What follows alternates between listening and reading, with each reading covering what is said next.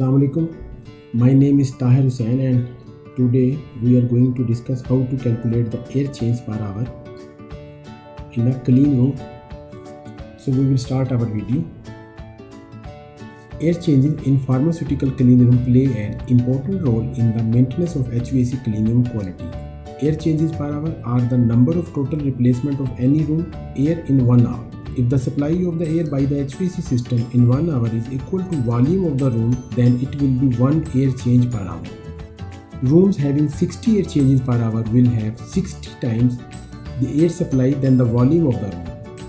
FDA recommends maintaining the minimum 20 air changes per hour in a clean room. So we will see now how to calculate the air changes per hour in a clean room. There are some steps. One by one we will discuss the steps. So first step is we will find the velocity of the air below the HEPA filter in feet per minute. It is determined at the four corners. We will calculate the velocity from the denominator from here. This is the second corner, third corner, fourth corner, and then we will calculate at the center of the HEPA filter. Then we will take the mean velocity. We will divide by 5. We will take the mean velocity of the HEPA filter. Next step, we will calculate the area of the filter by just simply multiplying the length and width of the HEPA filter. So we will calculate the area. Step number 3. In the step number 3, we will use the equation of continuity. We will calculate the air volume, area multiplied by velocity. We will calculate the air volume, how Q is equal to AV. Step number 4, we will calculate the total volume of the room, length, width and height. Then we will multiply in the cubic feet. We will calculate the volume of the room. Step number 5, which is the last step. Now we can calculate the air changes per hour using the following formula.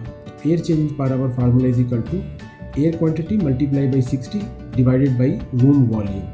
The requirement of the number of air changes per hour for any room depends on the class of the room, the number of the personnel working in the area and the frequency of access to the room also. The cleanliness of any clean room is maintained by the air changes per hour. More air changes per hour are required for the better clean.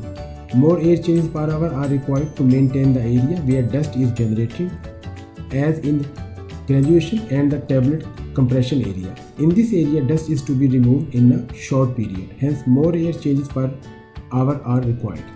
We can see this is the table.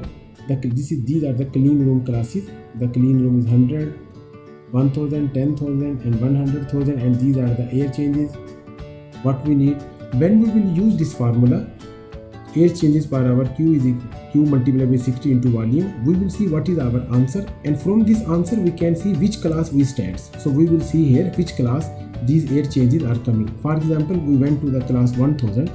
For 1000 ISO class 6, air changes should be 150 to 240, but it is not restricted 100 to 50 to 240. It is something variable also, because there is many things are changing. This air change depend upon the how many persons are working, what is the area of the clean room, how many equipment in the clean room. So there is a variation. So when we will calculate the air change per hour from this formula, so we will see how much it is far away or it is within the limit of. So we can say it is within the limit. So we can say in this clean room it is maintaining the ISO 6 class. So from this formula we can see which class we are.